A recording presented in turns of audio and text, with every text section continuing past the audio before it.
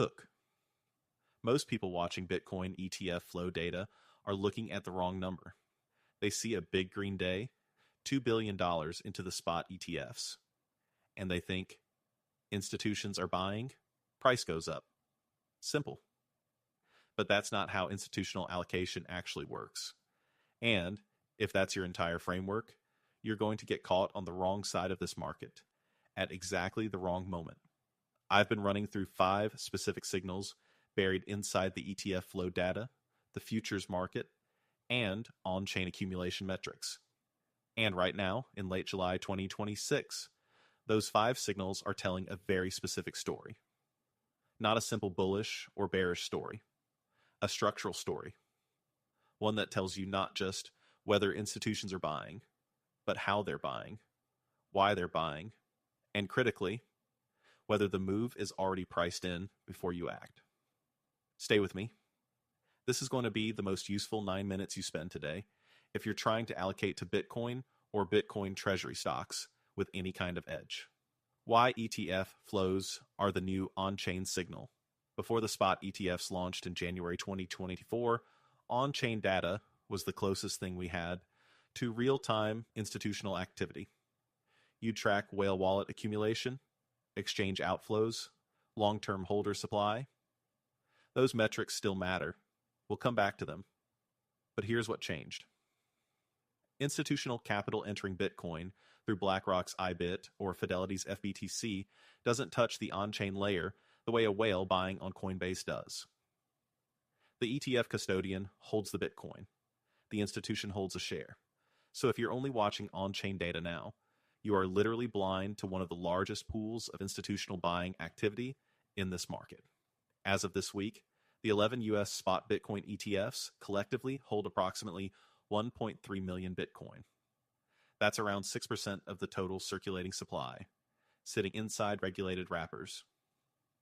Daily flow data on these products is published with roughly a 1-day lag through SEC filings and aggregators. That lag is actually useful. It filters out noise and gives you a cleaner signal once you know how to read it. So the framework I use combines both layers: ETF flows for institutional intent and on-chain data for supply-side confirmation. Neither one alone is sufficient. Together, they're powerful. The 5 institutional flow signals. Here are the 5 signals I'm tracking right now, and what each one is saying. Signal 1. Consecutive flow streaks. Single-day inflows are noise.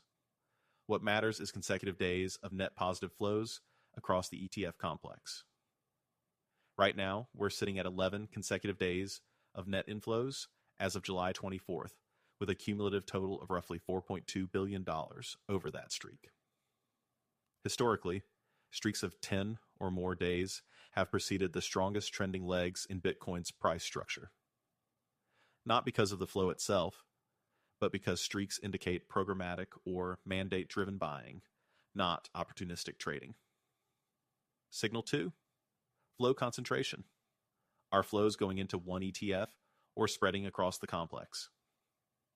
When capital is concentrated, say 70% of flows going into IBIT alone, that's a single institution or a small cohort of large allocators moving. When flows spread across 6 or 7 products simultaneously, that's broader adoption across different custodial preferences and compliance frameworks. Broader distribution is a healthier, more durable signal. Right now, we're seeing broad distribution. That's meaningful. Signal 3. Flow versus price divergence. This is the one most people miss.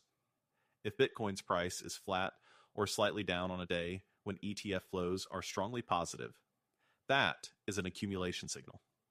It means sellers are absorbing institutional buying without capitulating price upward. Yet. That pressure builds. Conversely, if price is ripping higher on low or negative ETF flows, that's a leverage-driven move with no institutional underpinning. Fragile. Right now, over the past 2 weeks, we've seen 3 separate days of price softness paired with over $300 million in net ETF inflows each day. That pattern has historically resolved to the upside within 4 to 6 weeks. Signal 4. ETF options open interest skew. Since options on the spot ETFs became widely available, the skew between calls and puts at the 30-day expiry gives you a real-time read on institutional hedging